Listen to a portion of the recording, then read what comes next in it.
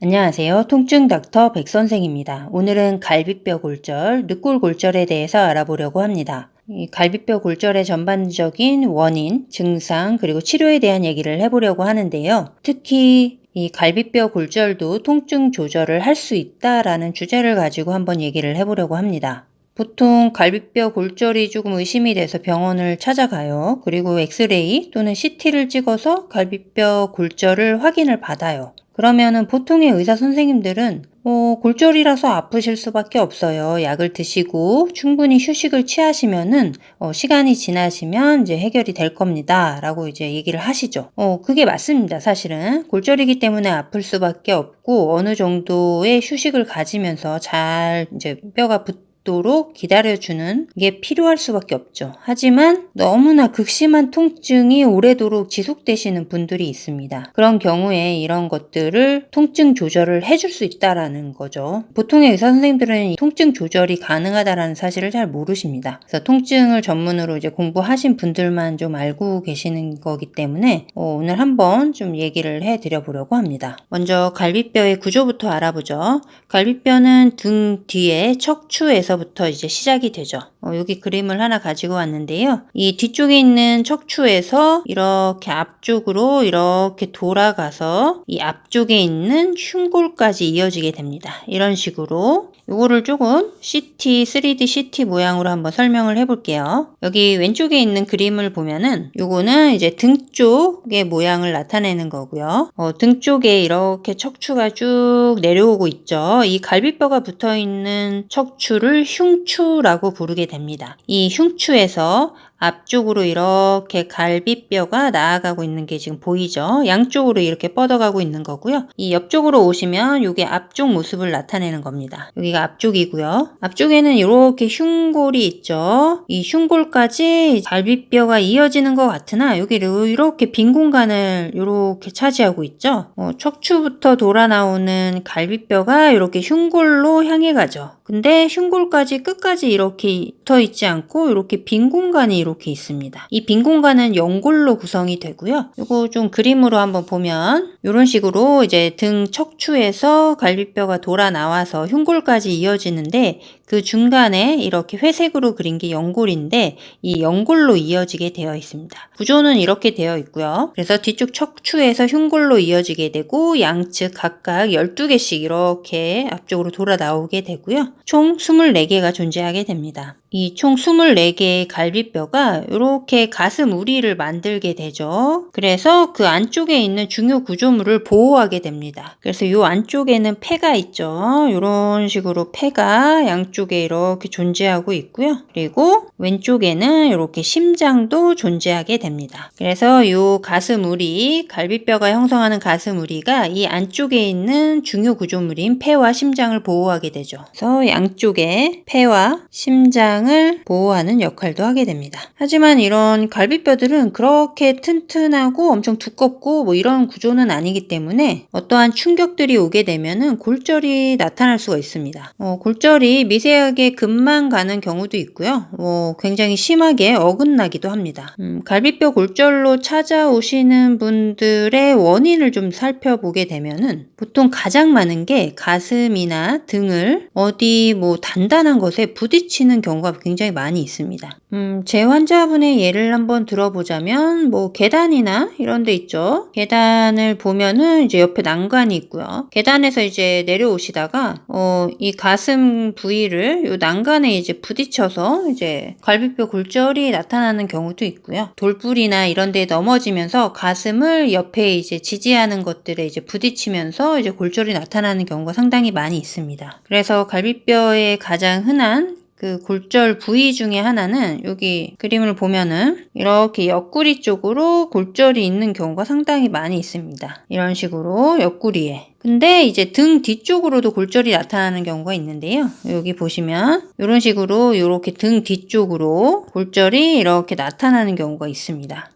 그런 경우는 보통은 뒤로 넘어져서 이제 등으로 넘어졌을 때 이제 그렇게 증상이 나타날 수가 있는데요. 등으로 넘어졌을 때도 이제 갈비뼈 골절이 많이 나타나게 되고요. 그리고 운동 등으로 이제 충격이 가해졌을 때도 자주 일어나는데 특히나 요즘은 골프 같은 것들을 많이 치면서 갈비뼈 골절로 이어지는 경우도 상당히 많이 있습니다. 그리고 기침을 심하게 한다든지 심하게 하는 기침 이런 경우에도 골절이 나타날 수 있습니다. 보통 이 골프나 기침 같은 경우는 이제 피로골절이라고 해서 스트레스 프랙처라고 얘기를 하는데요. 즉, 이 피로골절이라는 거는 스트레스 상황이 계속 반복되는 겁니다. 즉, 반복되는 부하가 있을 때 미세하게 금이 가는 경우가 있습니다. 이런 걸 불안전 골절이라고도 얘기를 하는데요. 즉, 이렇게 갈비뼈가 있으면 이렇게 금만 이렇게 살짝 가는 경우가 있습니다. 엑스레이를 찍으면 잘 나타나진 않지만 CT를 찍으면 이런 금, 미세한 골절, 금 같은 게 보이는 경우가 많이 있죠. 그래서 이런 경우는 보통 CT나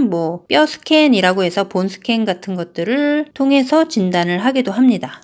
그리고 이제 심폐소생술 같은 경우, 심폐소생술은 이제 가슴을 압박을 하는 거죠. 이쪽 그림으로 오시면 요 흉골 요 부위 쪽, 명치 부위 쪽으로 이제 양손을 통해서 계속 압박을 해주는 건데, 그러다 보면 이 양쪽의 갈비뼈에 충격이 가해지기 때문에 골절이 많이 일어나게 됩니다. 자, 이제 증상을 한번 알아보도록 할게요. 일단은 가장 보편적이고 흔한 증상은 골절 부위에 그리고 그 주변에 심한 통증이 야기가 됩니다.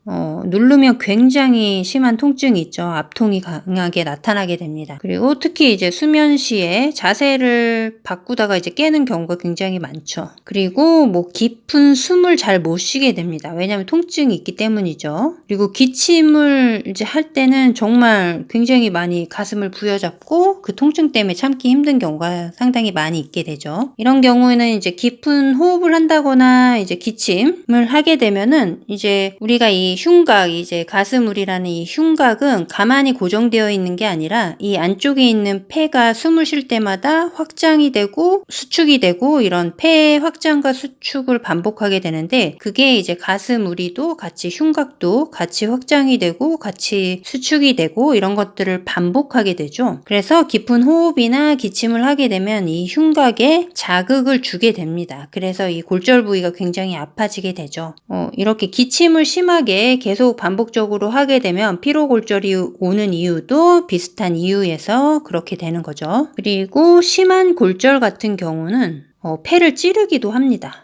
왜냐면 이 흉곽 바로 아래 이제 폐가 존재하고 있기 때문에 골절이 굉장히 심하게 일어나서 갈비뼈가 심하게 어긋나게 되면은 이 폐를 찌르기도 합니다. 그러면 기흉이 나타나기도 하고 혈흉 같은 것들이 나타나기도 하죠. 그러게 되면은 이제 숨을 쉬는 게 조금 힘들어지고 폐렴 같은 것들이 발생할 수 있기 때문에 꼭 주의 깊게 한번 살펴봐야 되죠. 그래서 이제 그림을 가지고 한번 볼게요. 그래서 먼저 첫 번째 그림을 보게 되면은 맨 왼쪽의 그림을 보면은 여기에 이제 골절을 확인할 수가 있죠. 얘는 이제 오른쪽 10번의 등 쪽에 골절을 보이게 됩니다. 요게 이제 앞에서 본 모습이지만 여기 뒤쪽에 이렇게 두 번째 그림에서 여기에 보이고 있죠.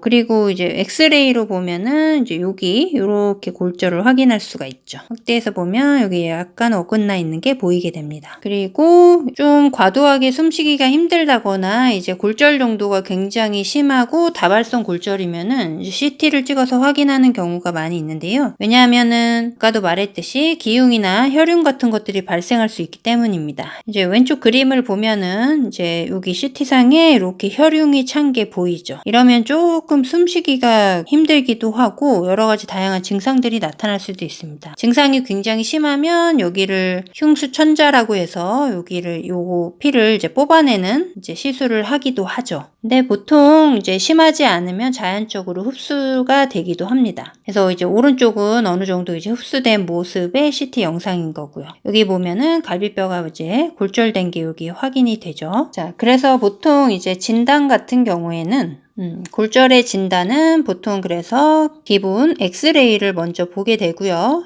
엑스레이로 잘 안 보이는 경우가 상당히 많이 있습니다. 그래서 보통은 이제 CT를 찍어서 확인하는 경우도 꽤 있죠. 자, 이제 중요한 치료로 한번 가볼게요.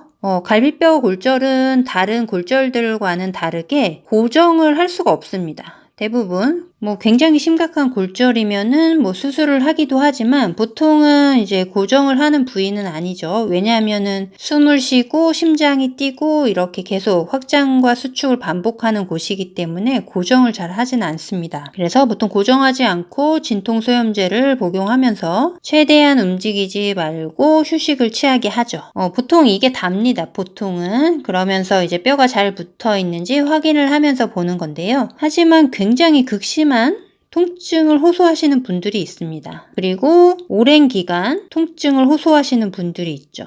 이런 분들은 보통 주사 치료를 해드리게 됩니다. 이것도 신경 차단술의 하나가 되고요. 이쪽으로 오시면 우리가 이 갈비뼈 밑으로는 모든 갈비뼈 밑으로 이렇게 혈관도 지나가게 되고 그리고 신경도 이렇게 지나가게 됩니다. 이 갈비뼈 밑으로 이렇게 돌아나가게 됩니다. 골절이 일어나게 되면은 그 주변에 있는 신경도 다치게 되고 주변으로 염증이 생기게 되면서 통증을 오랫동안 지속되는 경우도 있고 굉장히 초기에는 극심한 통증을 나타내게 됩니다. 제 경험상 얘기를 해드려 보자면 보통 이렇게 가볍게 금만 간 경우는 보통 주사 치료까지 하는 경우는 많지는 않지만 골절이 일어나서 많이 어긋나는 경우도 있습니다. 이런 식으로. 그런 경우에는 초기 통증도 굉장히 강하고 오랫동안 약을 복용해도 통증이 호전되지 않는 경우도 상당히 많이 있습니다. 그런 경우에는 이 주변으로 신경 차단술이나 주사 치료 같은 것들이 다양한 방법으로 존재하고 있습니다. 그래서 그 치료를 해드리게 되면은 보통은 50% 이상, 즉 10 정도 아팠다면 한 3, 4 정도까지 통증이 감소를 하게 됩니다. 여기 와서 정리해서 한번 얘기를 해보죠. 경험상 주사 치료를 해드리게 되면은 50% 이상은 통증 완화를 대부분 보이게 됩니다. 제가 50% 이상이라고 이제 얘기를 드리는 거는 상황에 따라서 약간 달라질 수 있기 때문이고요. 골절이 일어나고 언제쯤 주사를 했는지 또는 골절의 정도 살짝 금방 간 건지 아니면 굉장히 많이 어긋나 있는 건지 혹은 다발성 골절인 건지 이런 것 등등에 따라서 약간 달라질 수 있어서 그런 거고요. 그래도 보통은 평균적으로 굉장히 극심한 통증에서 통증이 상당히 많이 감소를 하기 때문에 굉장히 만족도가 높은 주사 치료 중에 하나가 되기는 합니다. 그래서 혹시나 그 갈비뼈 골절이 있는데 굉장히 심한 통증으로 견딜 수가 없다라고 생각이 드시면 통증의학과나 이런 곳을 좀 방문하셔서 주사 치료도 한번 고려해 보시는 것도 좋을 것 같습니다. 뿐만 아니라 잘 이유를 알지 못하는 이유는 잘 모르겠어요. 근데 가슴 통증이 계속 있어요. 이런 경우로 이제 찾아오신 분들도 요 주사와 비슷한 주사를 해드리면은 보통 굉장히 만족도가 높은 주사 중에 사실은 하나이기도 합니다.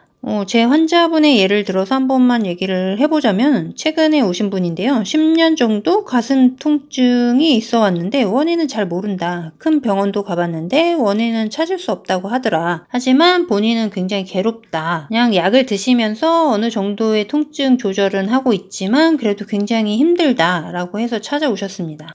사실 저도 이제 와서 CT를 찍거나 또 검사를 하는 거는 좀 무의미할 것 같아서 이제 환자분들께 이제 얘기를 드리죠. 원인은 모르지만 통증 조절은 해드려 볼 수 있다. 이런 3가지 정도의 주사를 해볼 수 있다 라고 이제 말씀을 드리고 하나씩 한번 해보자. 그래서 환자분이 동의하셔가지고 이제 주사 치료를 들어갔죠. 근데 첫 번째 주사를 하고 나서 상당히 많이 만족도가 굉장히 크셨습니다. 환자분 말씀으로는 다음날 정말 하나도 안 아플 정도로 통증이 없었다. 물론 시간이 지나면서 다시 통증이 생기기는 했지만 이게 10이었다면 지금은 한 3, 4 정도의 통증이다 라고 하셔서 일주일 후에 오셨습니다. 그래서 효과가 꽤 좋네요. 그래서 한 번 정도 더 해봅시다 라고 해서 한 번 더 해드렸었죠. 동일한 주사를 효과가 있었기 때문에. 그래서 두 번째 맞으셨을 때도 굉장히 좋으셨다고 하셨습니다. 그래서 2, 3 정도로는 줄었다.